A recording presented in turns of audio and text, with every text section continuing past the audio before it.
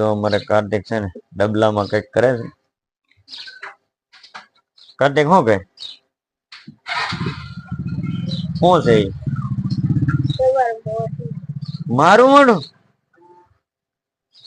એટલે તે દોર્યું એમ હે?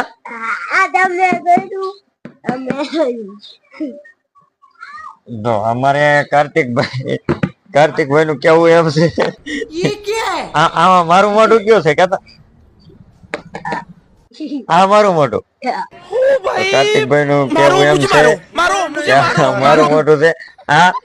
આ કોનું મોઢું છે? તો અહીંયા ડબલામાં એને ચિત્ર દોર્યું છે. આ મારું મોઢું છે અને આ બીજાનું મોઢું છે. તને એવો આઈડિયા આવ્યો ક્યાંથી?